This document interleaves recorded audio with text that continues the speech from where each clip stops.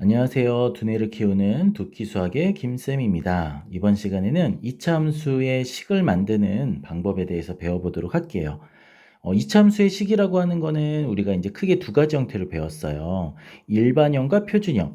일반형은 어떤 특징이 있죠? 일반형은 이렇게 어, 일반형과 표준형 전부 다 우변에는 이제 y만 있게 되고요. x가 들어가 있는 식은 좌변에 오는데 일반형 같은 경우는 x의 2창, 1창, 상수항 이렇게 내림차순으로 잘 정리가 되어 있는 거고요.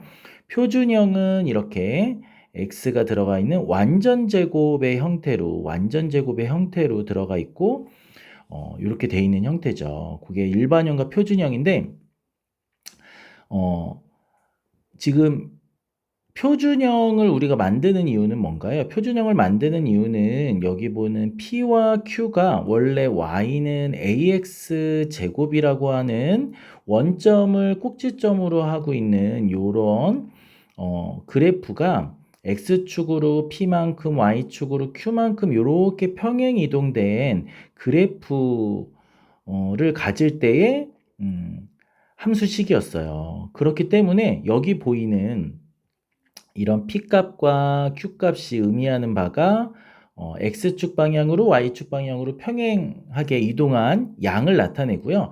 원래 0,0이었었던 꼭지점도 당연히 P, Q로 이렇게 이동을 했기 때문에 표준형의 좌표에서 꼭지점의 좌표도 확인을 할 수가 있고요. 꼭지점을 지나는 Y축의 평행한 직선이 이차함수의 추계 방정식이기 때문에 추계 방정식도 Y는 P라고 알 수 있는 걸로 굉장히 우리 이차함수의 중요한 특징인 꼭지점 축, 그다음에 평행 이동과 관련된 내용 정보를 담고 있는 식이 바로 표준형이었어요.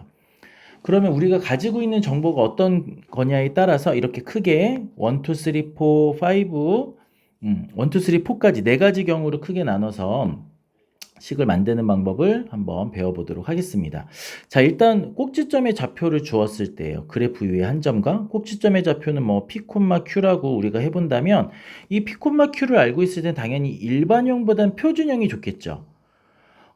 꼭지점도 그래프 위에 한 점이기 때문에 x, y 자리에다가 대입을 해서 식을 세울 수도 있지만 표준형에서는 x, y 자리가 아니라 p와 q 자리에 그대로 p와 q 값을 쓰면 되기 때문에 전부 다 지금 일반형이든 표준형이든 전부 다 요 a, b, c 아니면 a, p, q 이렇게 세 개의 값을 찾아내는 일인데 우리가 꼭지점의 좌표를 표준형에 이용하면 p하고 q를 점 하나로 동시에 두 개의 미정계수를 찾아낼 수가 있어요. 그래서 1번은 표준형을 이용하는 게 아무래도 좋겠죠.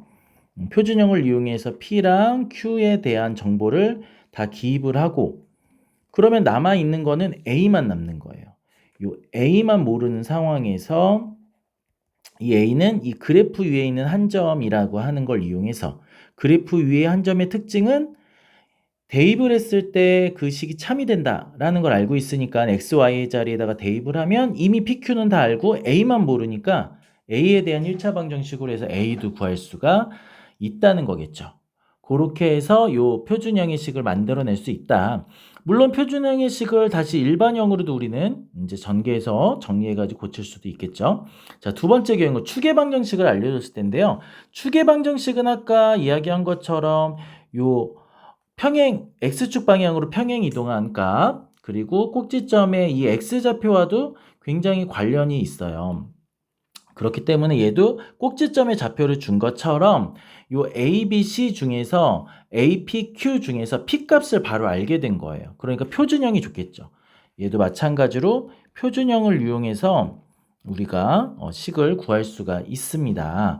그래서 y는 x-p 해서 p를 알았어요. 제곱도 있고요. 근데 하지만 a와 q는 아직 모르는 상황이죠. 그래서 a와 q를 알기 위해서 우리가 그래프 위에 있는 두 점을 각각 대입을 하면 a와 q에 대한 연립 1차 방정식이 생기겠죠.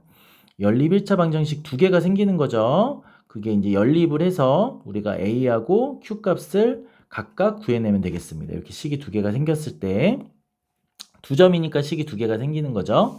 그렇게 하면 A와 Q 값을 알게 된 거고, 그러면 우리가 그렇게 2차 함수의 식을 쓸 수가 있다라는 거예요.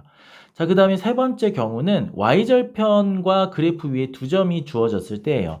근데 y절편이라고 하는 건 APQ에 있지 않고 바로 일반항의 상수항이 y절편이 되죠.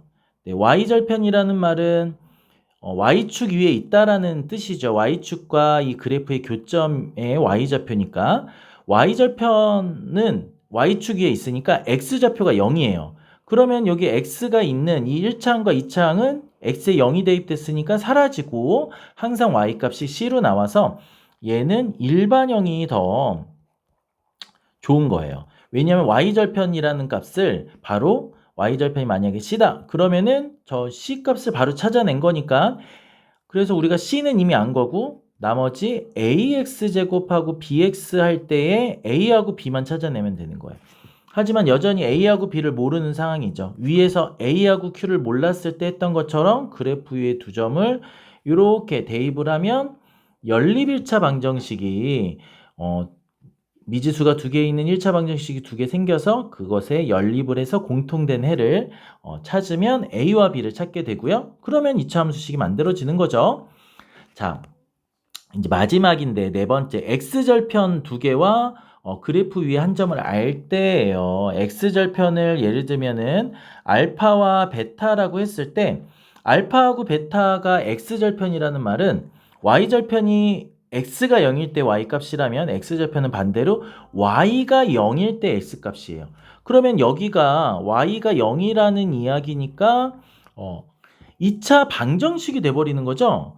2차 방정식의 x값, 그거는 2차 방정식의 해라는 이야기죠. 그래서 y절편 알파 베타를 뭘로 해석할 수 있냐면 2차 방정식의 해다. 2차 방정식의 해라고도 우리가 이해할 수가 있는 거예요. 그럼 2차 방정식의 해는 어떤 식을 사용할 수가 있느냐? 물론 x절편도 그래프 위에 두 점처럼 대입을 해서 연립 2차 방정식을 세울 수도 있지만 그런 방법도 가능합니다. 안 되는 건 아니에요. x절편, y절편, 꼭지점 모두 그래프 위에 있는 한 점이기 때문에 그래프에 있는 한 점처럼 대입을 할 수 있어요. 하지만 의미 있는 점이라는 거죠. 꼭지점, 그 다음에 절편들은 x좌표 하나를 정확하게 알고 있고 또 y절편은 일반형이라는 식에 그대로 나와 있고 그 다음에 x절편은 2차 방정식의 해기 때문에 2차 항의 개수는 뭔지 모르지만 우리가 x-알파, x-베타로 인수분해가 됐었다라는 건 알 수 있어요. 이게 0이다라 그랬을 때, y가 0이다라 그랬을 때 알파랑 베타를 넣으면 각각 0이 되면서 얘를 만족하거든요. 이 만족하는 식이에요.